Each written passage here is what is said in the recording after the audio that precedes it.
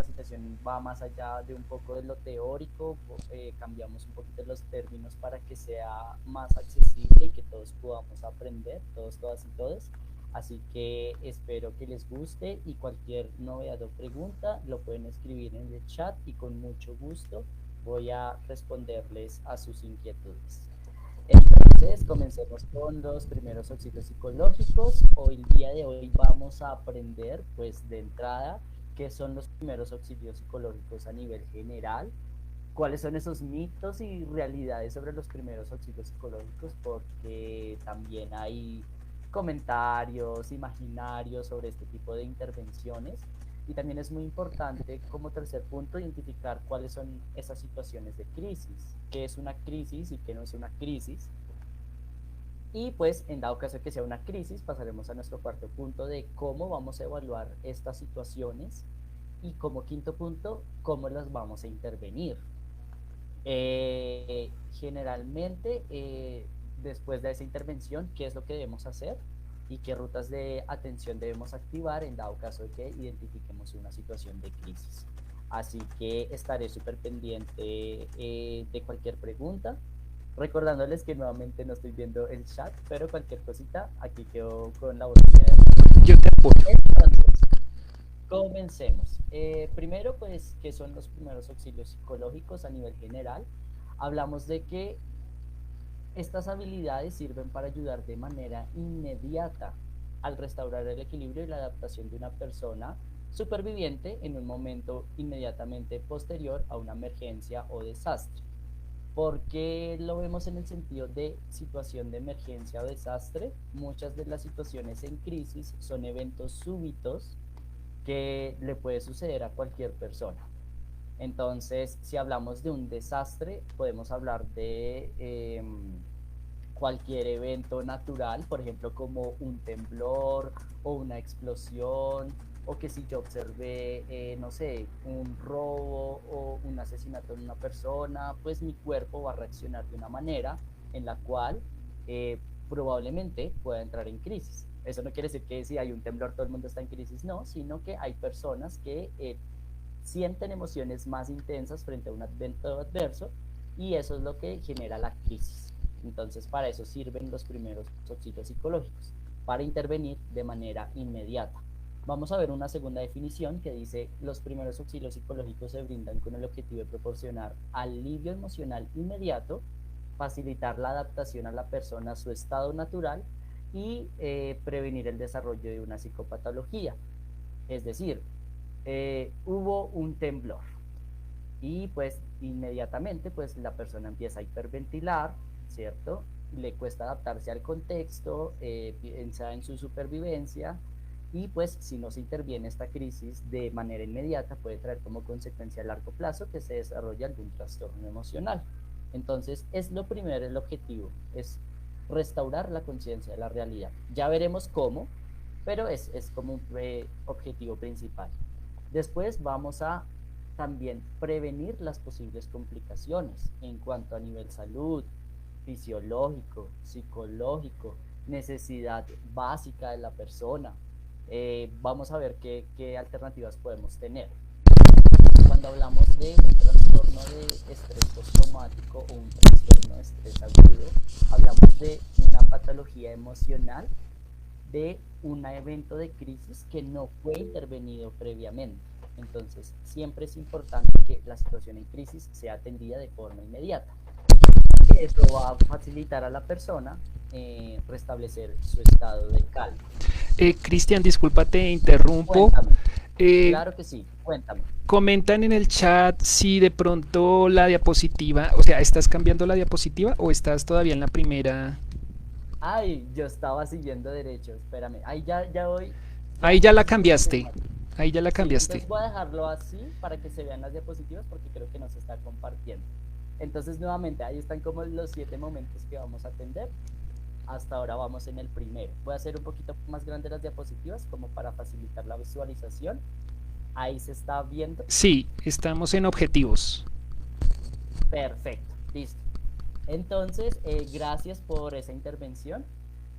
Entonces, nuevamente, retomando el tema, nosotros como seres humanos tenemos que hacer es hacer la intervención y en dado caso que no sepamos, buscar un profesional idóneo que pueda atender la crisis. ¿Quiénes pueden atender las crisis? Precisamente también los psicólogos que tienen ya una formación específica, especializada en cómo atender la crisis. ¿Listo?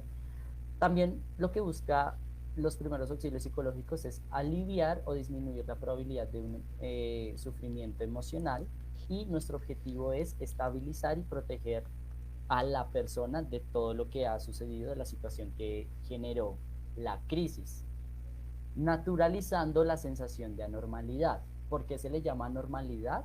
Porque vamos a ver que los comportamientos de una persona en crisis van más allá de una reacción normal por un evento adverso. ¿Listo? Entonces, voy a continuar. Ronald, sí te voy a solicitar que si hay alguna pregunta, me vas a interrumpir. Bueno, sí hay varias preguntas que ya están haciendo. De una. Eh, Listo, aquí dispuesto a escuchar.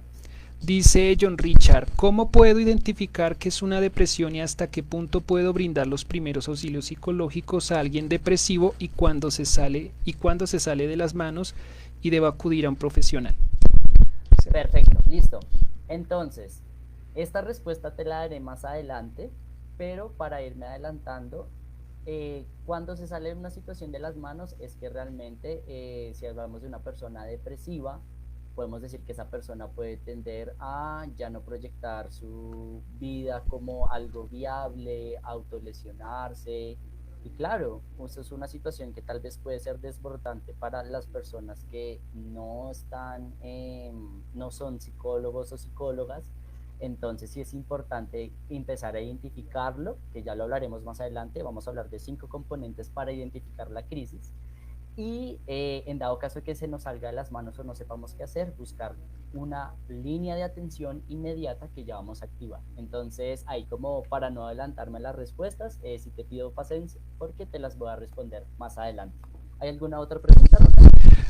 Esas diapositivas están muy lindas que sí se pueden compartir. Claro, yo les puedo compartir las diapositivas. De hecho, después de la presentación, yo se las podría pasar a Ronald y pues ya Ronald pues podrá compartirlas. Perfecto. Podemos continuar y ya iremos más adelante entonces respondiendo más preguntas. Respondiendo a otras preguntas. Listo. Entonces, vamos a hacer como algo didáctico, como para que esto no sea como el hablar, sino también quiero conocer esos mitos y realidades que ustedes tienen sobre los primeros auxilios psicológicos. Ya les he dado algunas respuestas a estas preguntas, pero sí es importante el saber y el transformar estos imaginarios. Entonces, vamos con la primera pregunta y es, ¿los psicólogos solo pueden brindar primeros auxilios psicológicos? ¿Eso es verdadero o falso? Vayan escribiéndolo ahí en el chat y vayan pensándolo.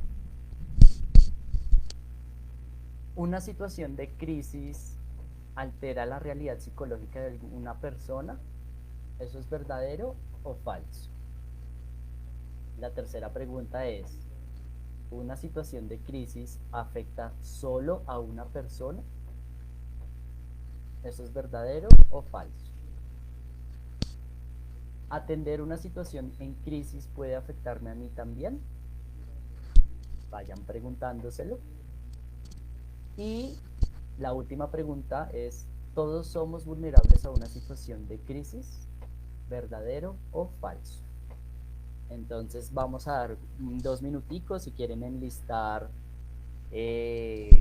las 5 preguntas y irlas contestando verdadero o falso. Vamos a ir viendo. Tú me puedes socializar algunas de las respuestas. Ronald, que te lo agradecería. Claro. Bueno, aquí Verónica comenta, la primera es falso, cualquier persona que tenga estudios relacionados a esto. Perfecto. César Vélez dice, 2, verdadero. Perfecto. Andrea, bueno, no, Andrea no especifica cuál es la pregunta. A ver, sigamos. César comenta, la 4 es verdadera, la tercera es falsa. Bien, me encanta que estén participando y leer como que Ronald también me esté socializando esas respuestas, porque acá se las voy a mencionar. Entonces ahí ya quedan completamente resaltadas las respuestas y vamos a empezar a explicar el por qué. Entonces, los psicólogos, psicólogas o psicólogues solo pueden brindar los primeros auxilios psicológicos. Esto es completamente falso. ¿Listo? Cualquier persona puede brindar un primer auxilio psicológico si cuenta con el entrenamiento necesario. ¿Dónde hacen este tipo de entrenamientos? Por ejemplo, la línea de bomberos de Bogotá específicamente entrena a todo su personal en primeros auxilios psicológicos frente a cualquier respuesta de emergencia o desastre natural. Y pues el curso es gratuito. La segunda pregunta es, ¿una situación en crisis altera la realidad psicológica de una persona? Esto es verdadero. Como se los mencioné al inicio, hablamos de unos comportamientos desbordantes que generan un impacto, que por ejemplo una persona frente a una situación se desmaya, tiende a golpearse, empieza con tics nerviosos, pierde, no sé, la capacidad de retener esfínteres, son comportamientos completamente separados a una respuesta esperada a un evento. Entonces es un evento impactante y eso altera la realidad psicológica. Tercero, ¿una situación en crisis afecta solo a una persona? ¿Verdadero o falso? Claramente es falso, ¿listo? Una persona que ve un evento adverso, como se les decía al inicio de la presentación, si una persona ve cómo roban a otra persona, la otra persona hace más probable que la otra persona reaccione y quede en crisis, porque tal vez el evento fue tan fuerte que la otra persona no sepa qué hacer o su capacidad psicológica no le permita procesar qué es lo que está sucediendo. Entonces todos somos vulnerables. Ah, eso ya respondí a la quinta. Bueno, vamos con la cuarta. ¿Atender una situación en crisis puede afectarme a mí también? Claro que sí. Hay un efecto psicológico que se llama el tema de la cotransferencia.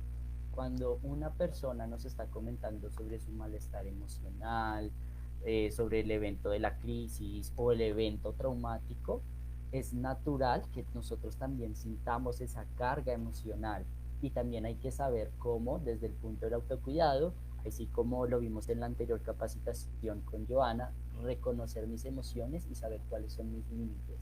Y si que una persona en crisis que me esté comentando alguna situación también me está desbordando a mí, pues está haciendo ese efecto de ecotransferencia que evidentemente está afectándome. Entonces, eso también puede ser un límite para yo decir, ven, necesito buscar ayuda profesional o alguien que me apoye en esta intervención. ¿Listo?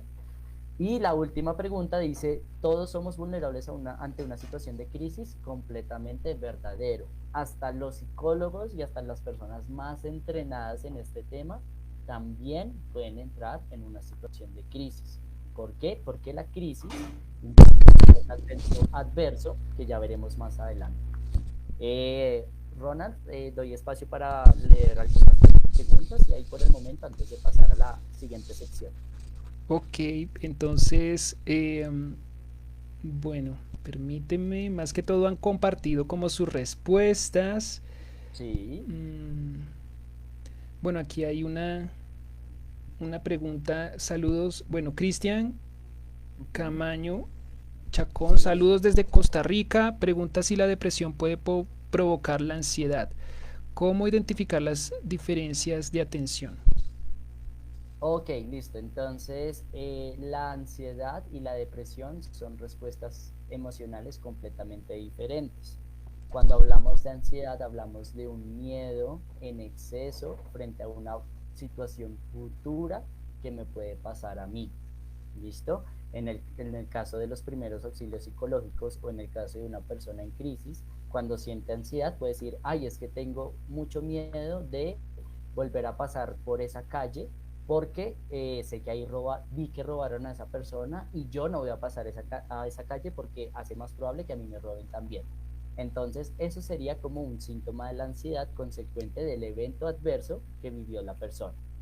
Pero cuando hablamos de temas de depresión, podemos hablar de eventos pasados, va más inclinado hacia eventos de se murió un familiar importante para mí de forma adversa y yo me sentí tan cargado emocionalmente de esa noticia que evidentemente me la paso pensando en este tema, me exalto, lloro, tengo ganas de autolesionarme. Entonces es como la gran diferencia entre la ansiedad y la depresión. La ansiedad te sirve para prevenir y la depresión te sirve para pensar o reflexionar en un evento que ya pasó.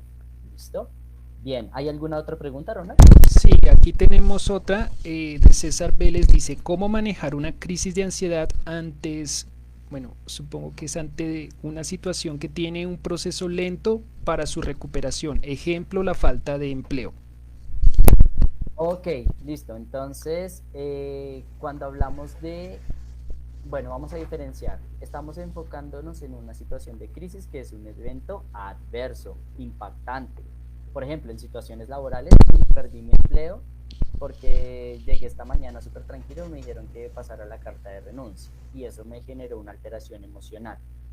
Pero cuando ya venimos constantemente en el que no he podido buscar empleo por X o Y razón, pasa alguna situación, no sé, pasa mucho en los sectores sociales LGBT, que si me discriminan en mi trabajo por mi orientación sexual y eso no me permite acceder a mi derecho a tener un trabajo digno y demás, eso ya puede ser, eso ya no sería una situación de crisis, sino que sería un evento que ha venido mmm, creciendo paulatinamente, que ahí ya no sería como importante una intervención en primeros auxilios, sino que ya sería empezar un proceso formal con psicología. Esa sería como la diferencia.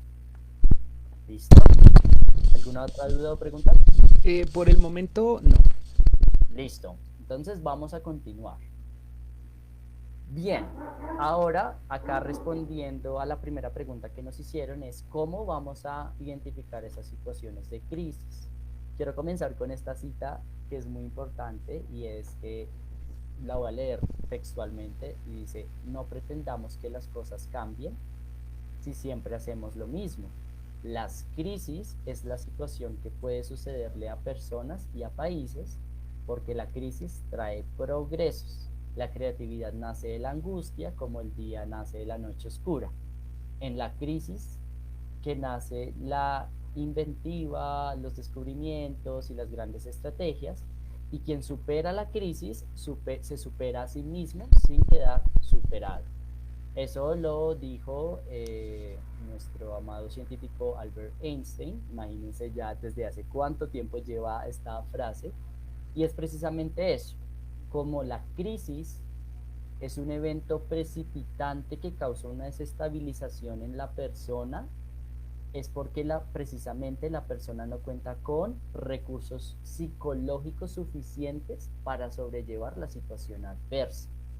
Entonces, ¿qué hace más probable que la persona, claro, pueda sentir ansiedad de volver a vivir ese evento de la crisis, pero la crisis le ayuda a generar un aprendizaje que le va a servir a decir como, ah, bueno, yo ya pasé por esta situación, sé que si me vuelve a pasar una segunda vez, ya no va a ser tan fuerte porque podré adaptarme a este tema.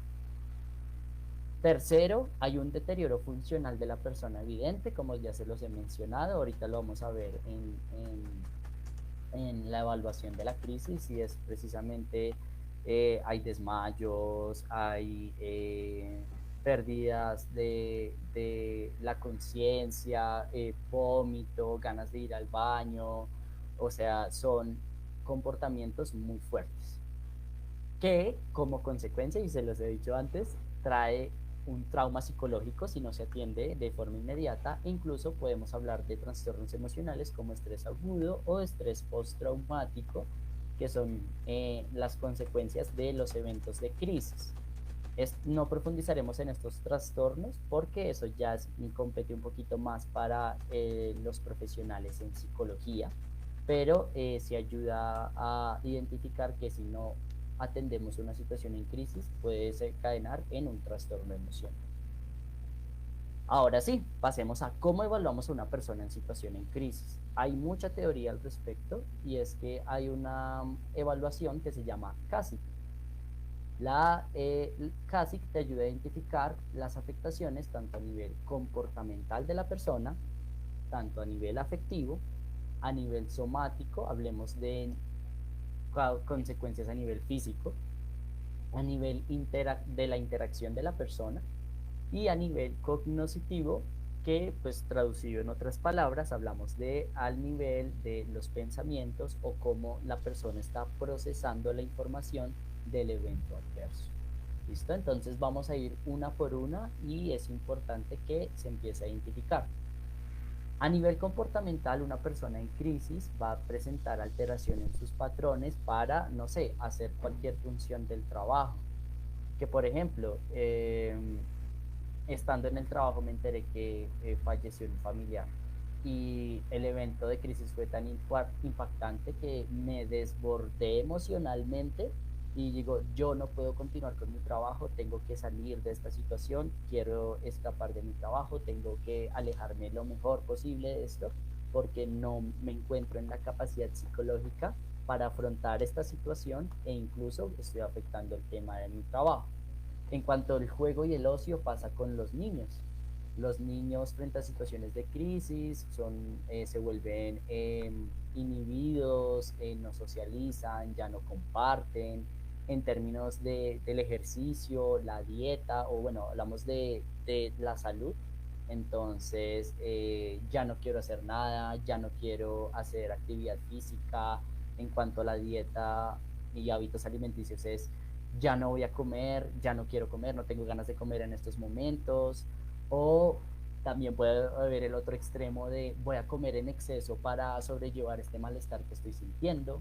También la conducta sexual se ve afectada, es decir, el líbido o el deseo sexual se disminuye porque ahí está el tema de la supervivencia. La crisis nos ayuda, activa todos nuestros mecanismos en nuestro cuerpo para sobrevivir, que pues la conducta sexual pues no cabe dentro del tema de la supervivencia y es por eso que el líbido o el deseo sexual se disminuye. También en los hábitos del sueño, una persona que pasa un evento traumático importante no puede dormir durante la noche, puede pasar 1 o 2 días sin poder dormir recordando el evento adverso, ¿listo? E incluso otras personas buscan otras estrategias como lo que es el abuso de sustancias psicoactivas, el tabaco y el alcohol. Entonces miren todas esas consecuencias a nivel comportamental que uno puede identificar al momento de una situación de crisis. E incluso también puede haber presencia tanto de pensamientos suicidas, ganas de asesinar o hacer daño a alguien, ¿listo? Actos agresivos de que, no sé, un familiar, así, no sé, un ser importante para mi ejemplo, mi mamá, y como es una situación adversa y así mi mamá tenga todas las intenciones de hablarme, yo voy y la golpeo, ¿cierto? O evitativos de, no, tengo que escapar de este lugar, tengo que huir, me voy, no hay otra alternativa, escapo y me tengo que ir, ¿listo? Pasa. También, y también, por ejemplo, si una situación adversa se presenta frente a una ruptura con una relación de pareja.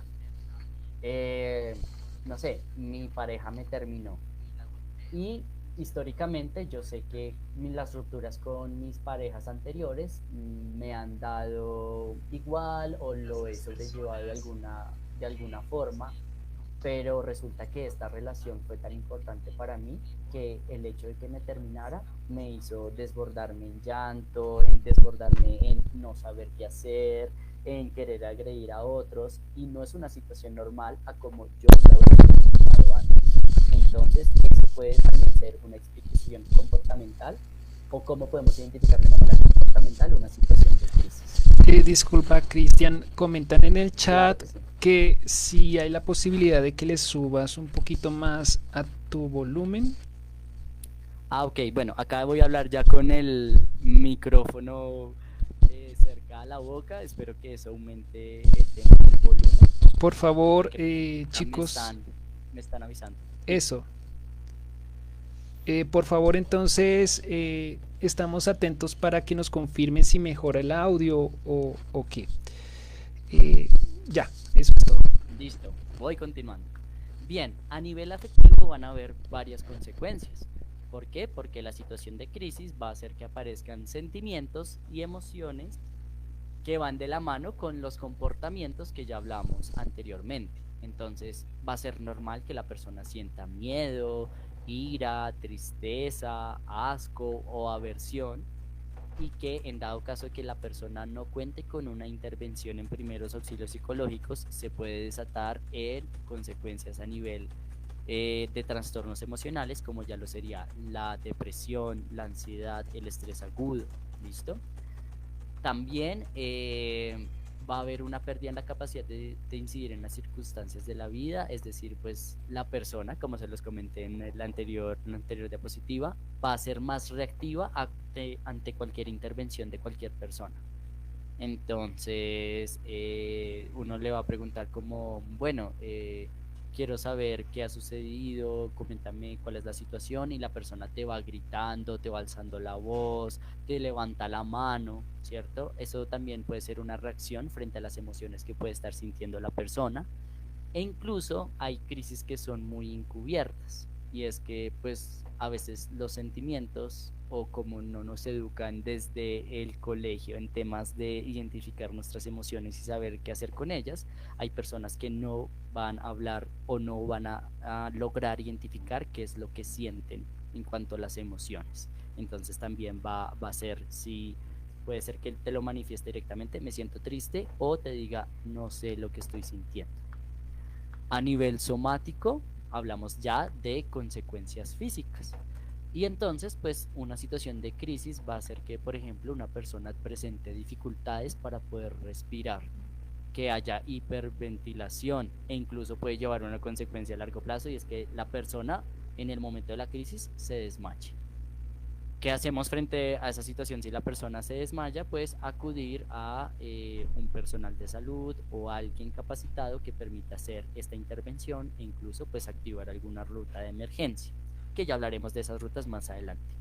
También va a haber presencia de tics nerviosos, que me duele mucho la cabeza, que me dio el retorcijón y no sé por qué frente a esta situación. E incluso puede haber una pérdida de control de esfínteres, es decir, la persona se puede orinar, ¿cierto?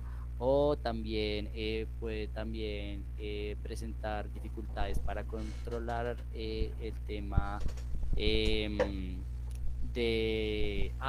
bueno, no quiero sonar un poquito abusivo con esta palabra, ¿cierto? Pero también podemos traducirlo al número del 2, o también la capacidad para eh, el tema del popó. También pueden haber gente, ¿cierto?, que pierde esta capacidad, y es una reacción, como verán, importante.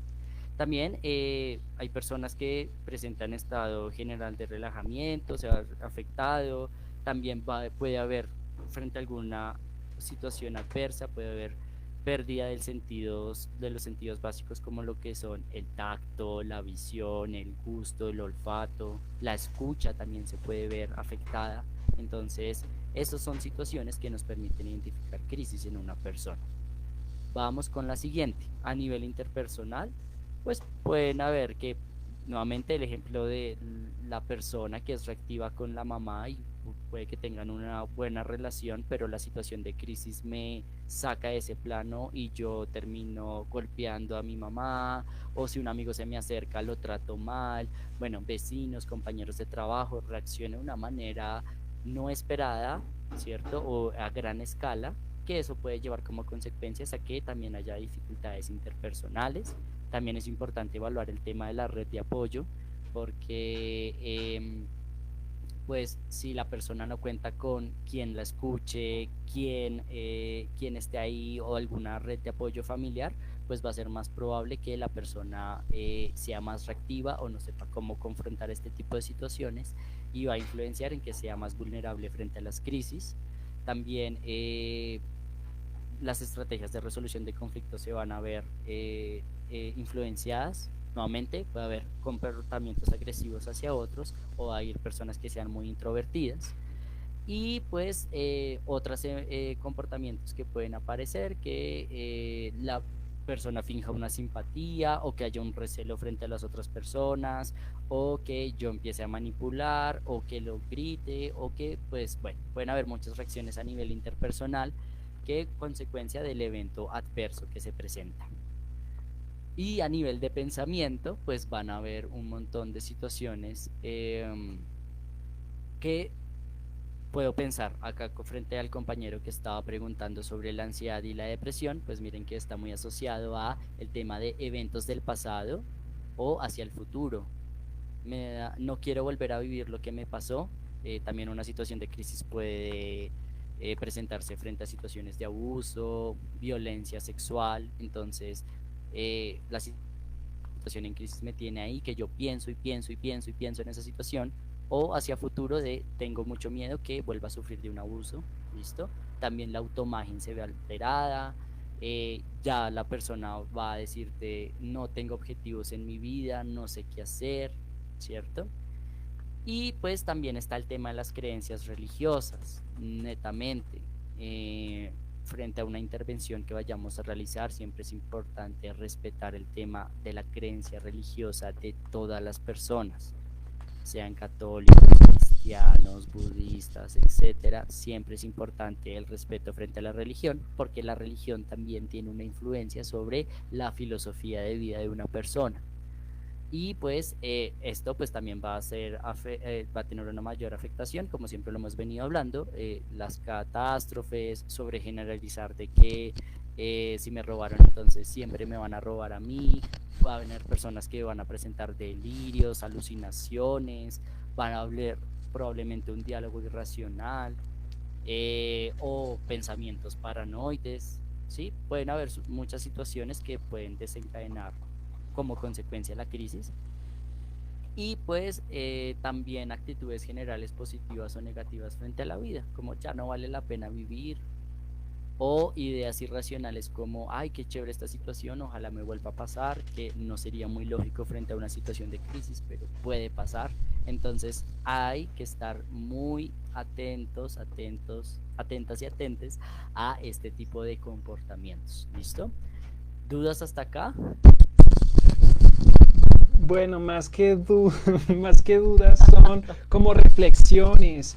Sí. Pienso que tú estás abordando muchas cosas que considero pues son cotidianas porque son situaciones que como que uno muchas veces no les presta mucha atención, pero sí se presentan con personas en ambientes laborales o con las amistades o la familia. Entonces me llama mucho la atención, pero sobre todo el ver cómo predominan los estigmas y los prejuicios Ujú. frente al cuidado de la salud mental, porque hay personas que realmente eligen buscar ayuda, pues ya cuando Sí. están mal. Ujú. Y yo pienso que todo esto puede prevenirse. Y lo que tú nos estás contando, o sea, son situaciones que, como ya lo mencioné, están sucediendo continuamente y que, bueno, aquí los chicos y las chicas que nos están acompañando también van compartiendo un poco de sus pensamientos. Voy a leer de pronto lo que comenta. Dice Edwin, excelentes temáticas de la segunda noche, reconocer mis emociones y atención en crisis. Por aquí dice Maneiro Ana, maravilloso los dos temas de hoy y de gran importancia. Ay, se mueve el chat. No te preocupes. Juan Pablo dice, a mí me pasó que estuve en una sesión de psicoeducación comunitaria y la psicóloga hablaba desde sus creencias religiosas, los milagros existen, Dios, etcétera. ¿Esto es ético? ¿Cómo se podría reaccionar? Comentan. Bien, para responderle a Juan Pablo, no es ético. Desde un perfil profesional siempre se tienen que respetar las creencias religiosas de las personas, pero yo no puedo andar brindando psicoterapia, eh, imponiendo una creencia religiosa, porque de entrada se está cometiendo una falta ética en el dado caso que pues la persona no siga esa corriente religiosa. No va a compartir la misma forma o la misma filosofía de vida de la persona, y eso ya puede entrar a chocar con las creencias personales de la persona que se está atendiendo. Entonces jamás va a ser ético que un psicólogo hable de las creencias religiosas en el sentido de imponerlas. Ya si el psicólogo o la problemática que está tratando el psicólogo tiene que ver con que si mi creencia religiosa está afectándome a mí a nivel personal, ahí sí ya es diferente. Pero el psicólogo jamás va a imponer una religión en alguna intervención porque es poco ético. Es más, tiene que tener una mirada abierta frente a las situaciones o frente a cualquier creencia religiosa y por ende respetarla. ¿Listo? Bueno, vamos avanzando. ¿O hay alguna pregunta más que te gustaría compartirme? No, por el momento tengo una pregunta, pero para el final. Dale, listo. Bien, entonces estas son las 5 formas, voy a pasarlo rápidamente. 5 formas de evaluar la crisis. Afectación a nivel comportamental, afectiva, nivel físico, nivel interpersonal e incluso a nivel cognitivo con lo que llamamos pensamientos. Y entonces ustedes van a decir, pero bueno, eso es mucha información, puede ser cualquier situación. Bien, evidentemente toca ver el nivel de intensidad y el nivel de desbordamiento de la persona y los recursos que tiene para intervenirlo. ¿Listo? Entonces, con toda esa información que ya recolectamos, vamos a hacer la intervención. Y esto muy en cierta forma de acercarnos a la persona. Entonces, ¿qué hacer frente a una situación de crisis? Uno, hacer nuestra introducción, ¿listo? Puede que sea mi mejor amigo, amiga, amigue, mi pareja, mi familiar y demás, pues bueno, ahí ya la persona me conoce, no hay forma de presentarse. Pero si vemos una situación de crisis frente a una persona que no conocemos, siempre va a ser importante el presentarnos. Hola, mi nombre es Cristian Julio y brindar un rol. Soy psicólogo de la casa LGBT Amapola Jones, o vi esta situación, vi que noto que estás un poco afectado y quiero ayudarte en esta situación.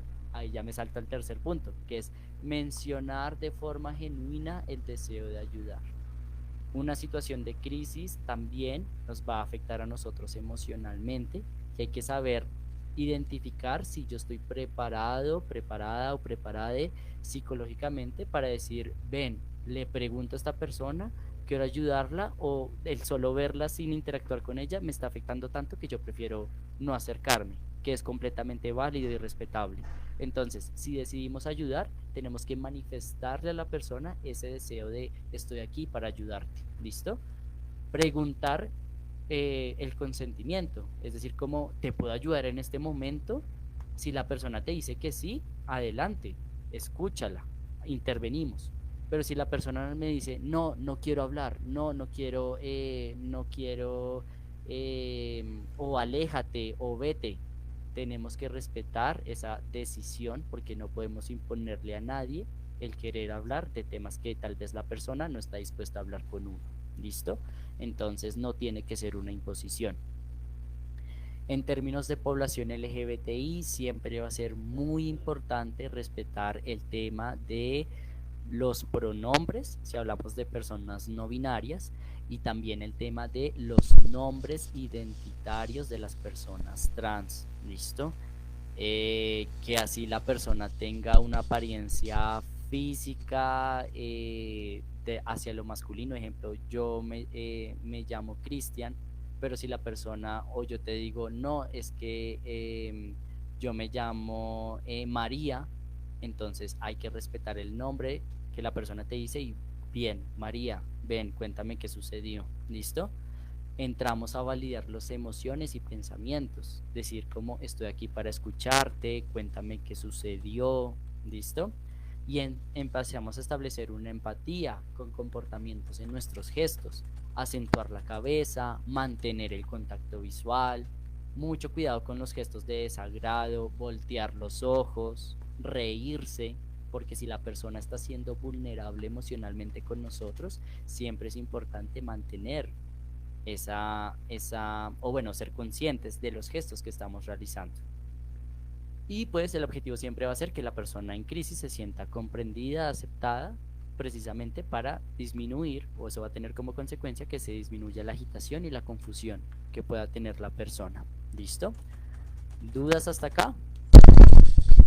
o vamos a avanzar. Tenemos una pregunta que nos hace Angélica y dice, ¿crees que si Sí, una se considera una persona altamente sensible no debería prestar esos primeros auxilios? exactamente. Si yo soy consciente de que si la persona que pasó el evento adverso, al momento de comentarme una situación que yo no espero o que sé que me va a afectar a mí emocionalmente, siempre es importante el cuidado. Nosotros siempre somos primero.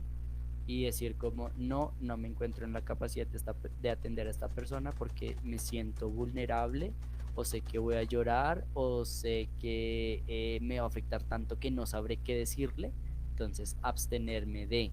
Pero si yo noto que tengo toda la capacidad, tanto emocional y psicológica, de escuchar a esa persona, lo puedo hacer evidentemente. Y pues también conocer mi límite. Como, uy, bueno, esta situación se está saliendo del lugar, mejor acudamos a un profesional que sí está capacitado y entrenado para intervenir en crisis en cualquier situación. ¿Listo? Entonces también es importante hacer como ese ejercicio de introspección, conocernos primeramente y saber en qué capacidad estamos de realizar una intervención. ¿Listo? Vamos avanzando. Segundo punto. Una vez que la persona nos acepta el consentimiento de intervenirla, vamos siempre a garantizar la preservación de la vida. ¿Listo? Es decir, si la persona está en la calle y yo tengo un lugar seguro donde llevarla, pues es preferible decir como ven, te acompaño a mi casa o ven, siéntate en estos momentos y yo me encargo de generar ese espacio seguro. ¿Listo? Es opcional no dejar a la persona sola, ¿listo? Si la persona te pide que, bueno, que uno se vaya, pues uno tiene que respetar la decisión de esa persona, pero en lo general no se deja a la persona sola. ¿Por qué? Porque la persona puede llevar a autolesionarse, a amenazar a otros, etcétera. Entonces siempre es importante no dejarla sola. Evitar todo el tema de las autolesiones o comportamientos relacionados a hacer daños a otros, es decir, que si la persona está muy agresiva o cuenta con un arma blanca que puede lesionarme a mí o que puede lesionarse a ella misma, siempre es como importante el gestionar para que entregue pues el arma o el objeto que puede hacer daño a los demás y intentarlo quitar. Bueno, cuarto, pues mantener la salud a toda costa, es decir, frente a una situación en la que la persona salió herida, ya sea por un terremoto, un temblor, o porque la robaron, porque no le dio el celular a la persona, siempre es importante pues activar la salud médica ante todo y solicitar un apoyo, activar las líneas de emergencia y también hacer un seguimiento al consumo de la medicación. También muchas crisis se derivan de que no hay un tratamiento, no hay un adecuado consumo de la medicación si esa persona está en un tratamiento psiquiátrico. Por ejemplo, Colombia está hoy en día en un desabastecimiento de medicación psiquiátrica y a las personas que requieren este tipo de tratamientos no les están garantizando la cantidad necesaria de medicación. Entonces, si yo estoy tomando medicación psiquiátrica y no puedo continuar mi tratamiento, pues hace más probable que las emociones o relacionadas a mi trastorno emocional aparezcan y pueda que también se desate una crisis o incluso de salud, cualquier que no sé, que se me acabó la medicación frente a lo que me prevenía un derrame cerebral o lo que me prevenía la tiroides o bueno, cualquier enfermedad de salud importante, pues también puede desencadenar una situación de crisis. Pero algo que está completamente prohibido, por favor, no mediquen a las personas si no tenemos el conocimiento de lo que le estamos dando, porque eso puede alterar el estado de conciencia de la persona e incluso generar otro tipo de consecuencias. Entonces, prohibido automedicar. Ni los psicólogos medicamos, ni las personas particulares deberían hacerlo, porque los únicos que medican son los médicos y psiquiatras. ¿Listo? Entonces, si es por falta de medicación, pues remitimos a la persona, pero ya ahorita les daré esas rutas. ¿Dudas hasta acá? Bueno, yo tengo por aquí una pregunta. ¿Cuándo es importante buscar ayuda o acudir al psicólogo? Listo. Buscamos ayuda, apoyo psicológico cuando yo identifique que la situación que estoy interviniendo me está desbordando a mí, yo ya no sé qué hacer, o la persona empieza a tener comportamientos de agresión a otras personas o amenazas incluso ante mi seguridad. Entonces, ya al finalizar esta presentación les daré algunas rutas importantes para que en dado caso que ustedes digan, no, ya necesito que un psicólogo intervenga esto porque no me vi en la capacidad o está en riesgo mi vida, voy a empezar a activar estas rutas. ¿Listo? Bueno, vamos a continuar. Permitir la expresión de emociones es lo más importante. Entonces, ya después de garantizar un espacio seguro para la persona, le vamos a preguntar, cuéntame el cómo te sientes. Este cómo te sientes no tiene que ser revictimizante, es decir, mucho cuidado, por ejemplo, ante situaciones de abuso sexual, en donde uno está completamente prohibido preguntarle, ¿y cómo fue el evento de abuso? Cuéntame específicamente qué pasó, cómo sucedió, qué te hizo, qué no te hizo, porque eso se llama revictimización. Entonces estamos hablando de las consecuencias emocionales del evento adverso, más no hablamos de el cómo pasó, ¿listo? Y lo que la persona quiera expresar y reconocer, ¿listo? Permitir la expresión del llanto, y esto es muy cultural. La sociedad siempre nos ha enseñado a que llorar está mal, a que, o si uno ve a una persona llorando y dice, ay, no llores, yo te distraigo o piensa en otra cosa y demás. No, porque el llanto es una respuesta emocional natural frente a lo que nosotros sentimos, en este caso las emociones, y es un mecanismo de defensa que tiene nuestro cuerpo para liberar emociones. Entonces siempre vamos a permitir el llanto de las personas. ¿Listo? Evitar palabras invalidantes como ya cálmate, ya se te va a pasar, esto te va a durar muy poco, o usted llorando por esa bobada, que yo sé que culturalmente nos enseñan a manejar así las situaciones, pero es una situación invalidante. Si yo te estoy comentando mis emociones y tú vienes con ese tipo de frases, va a ser menos probable que yo tenga una apertura emocional a comentarte lo que yo siento. Y pues reconocer que no hay un tiempo específico para la crisis, es decir, hay crisis que pueden durar tanto 10 minutos como pueden irse 3 horas, 4 horas, que la persona llore, que no sepa qué hacer. Y eso requiere un trabajo de paciencia, de también hacer este ejercicio introspectivo, decir, ven, en qué grado estoy yo para, o bueno, hasta cuál es mi punto de yo poder guiar a esta persona y solicitar ayuda.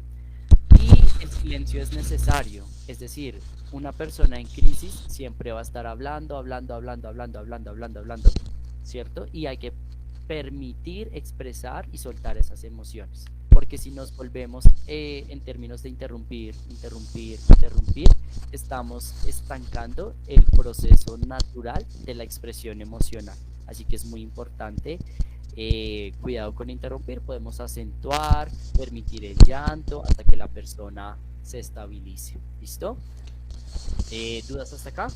Bueno, hablando de la parte de llorar y de expresar las emociones, me llega esta pregunta, ¿qué sucede con las personas que no pueden llorar? Ok, bien.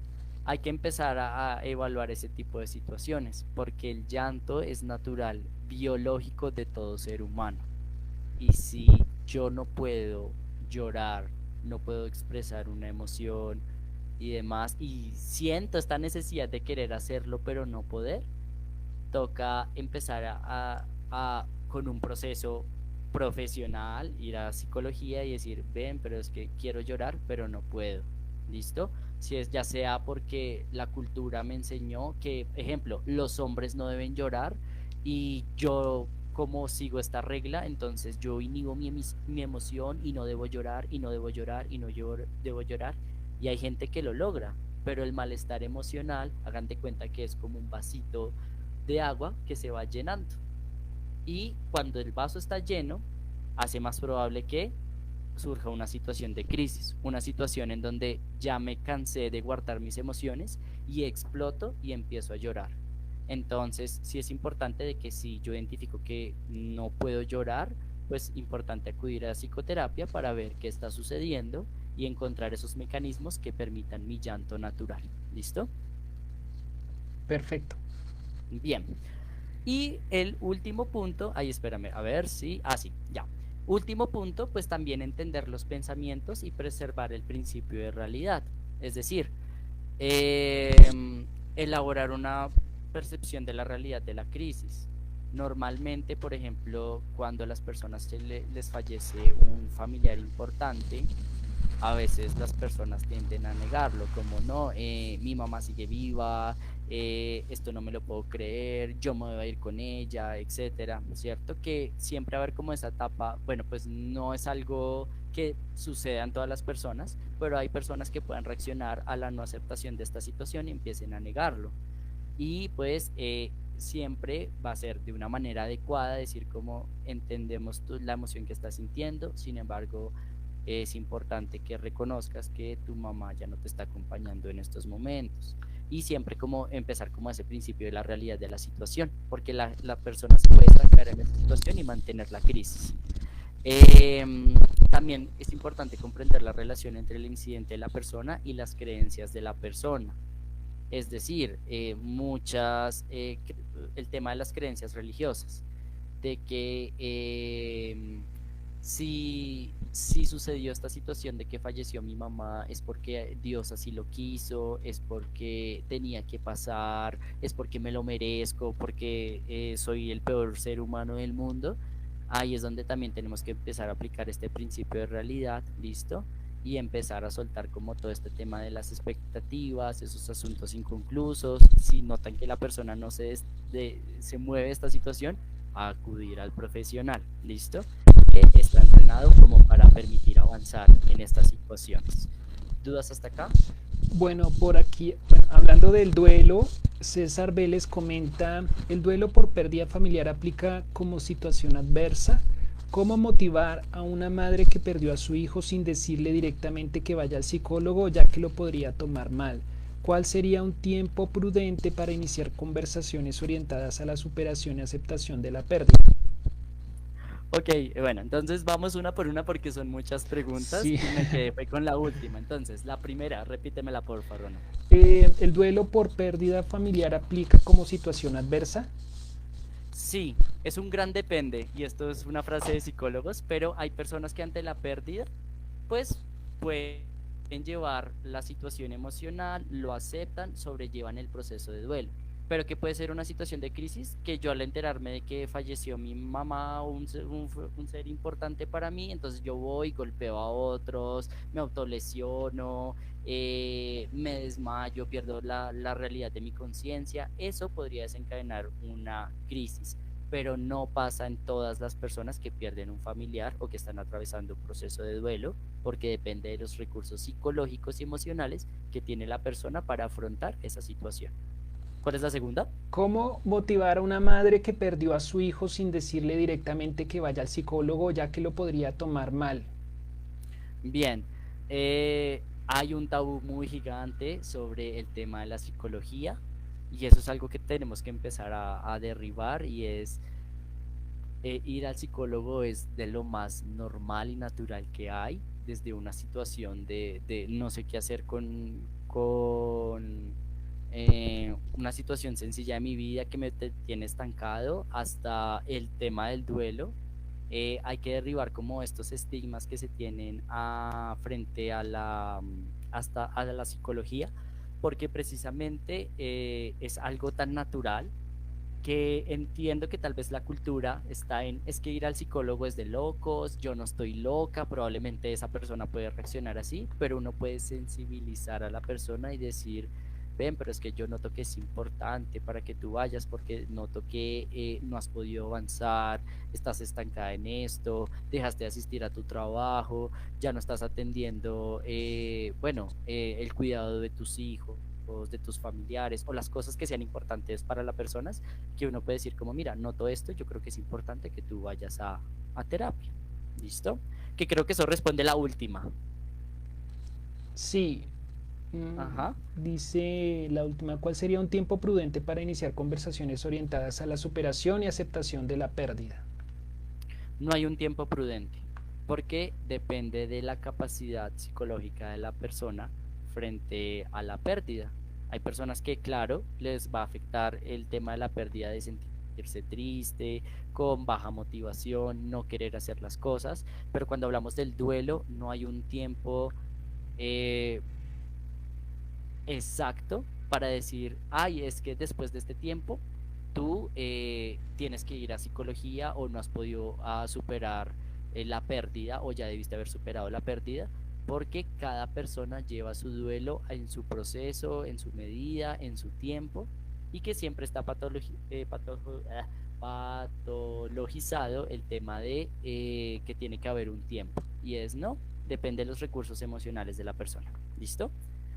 Bien, por términos de tiempo, pues vamos a avanzar ya como a este último punto y es ya después de nosotros intervenir como esta situación de crisis, ¿qué hacer si yo ya no cuento con recursos, ya no sé qué hacer o la persona se volvió muy agresiva o no sé cómo sobrellevar esta situación?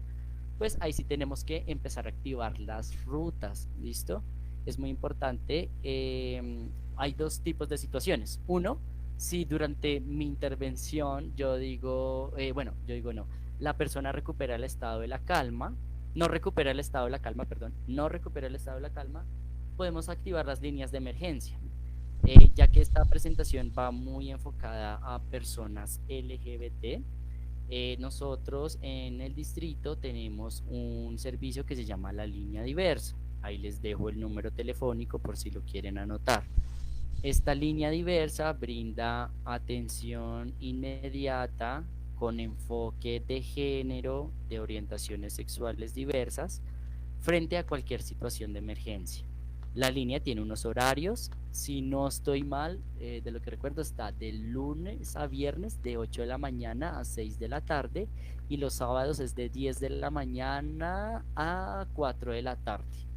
Entonces, también pueden escribir ustedes a el WhatsApp y preguntar cómo, oye, me sucedió esta situación y pues bueno, ahí se activan las rutas y lo que hace la línea diversa es prestar esa atención inmediata y en dado caso de que la persona que atienda ese caso note que requiere una intervención o un acompañamiento psicológico importante, pues ya va a remitirnos a las casas LGBTI, ¿listo? Entonces es importante que acudamos a esta línea.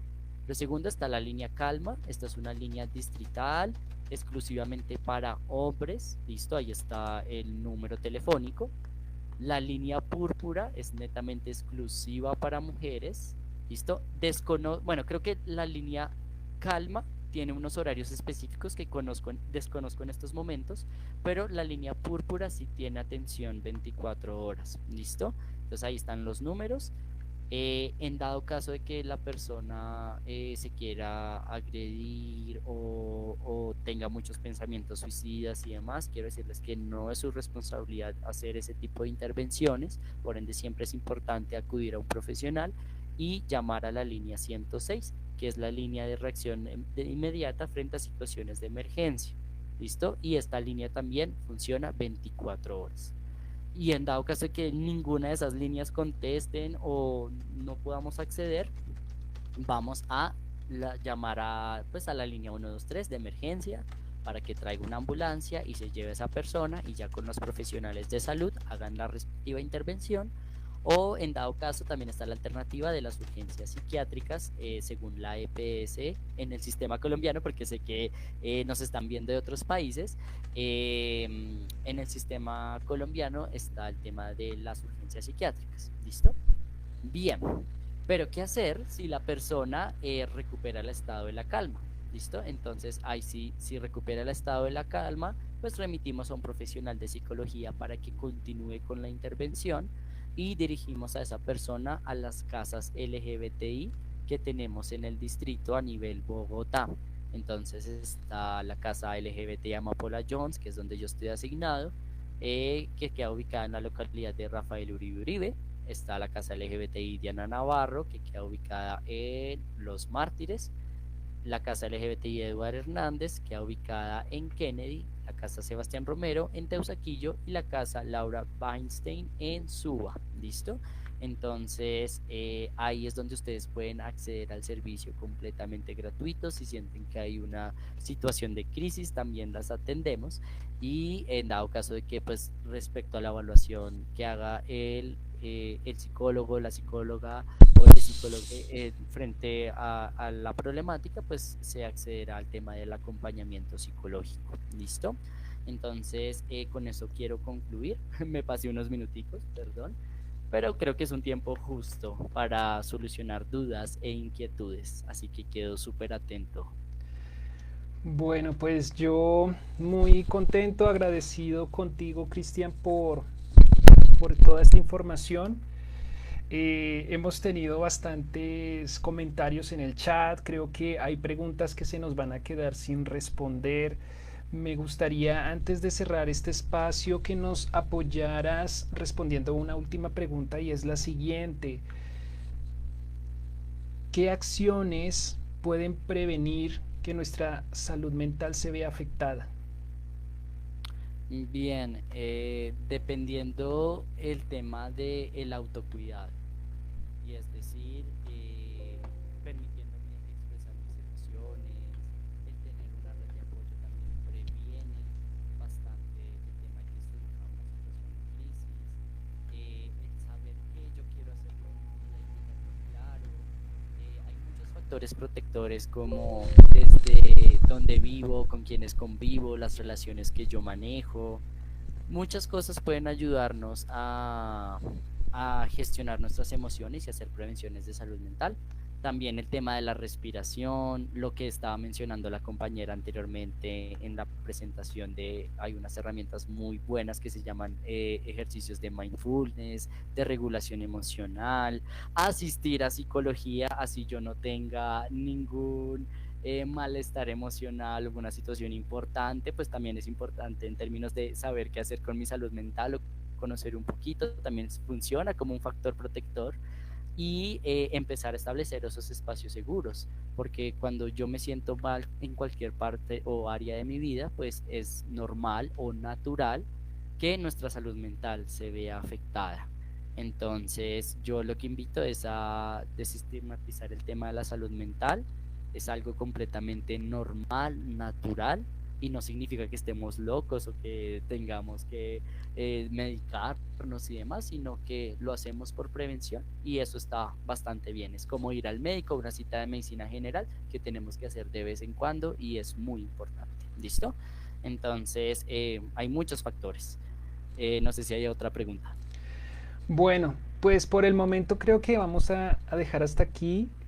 Cristian, agradeciendo tu intervención el día de hoy, a todas las personas que también nos han acompañado. Ay, me dicen que no hay audio. Ay, ¿cómo así que no audio? Oh, por Dios. Permítanme un segundo. A ver. Bueno, ¿cómo estamos? Si ya me escuchan, aquí ya verifiqué. Voy a apagar el micrófono. Ya encendí el micrófono. Te decía que ha habido bastante participación de parte de las personas que nos han acompañado en esta noche. Ha sido bastante, o sea, lo que te decía, nos pones a pensar, a reflexionar.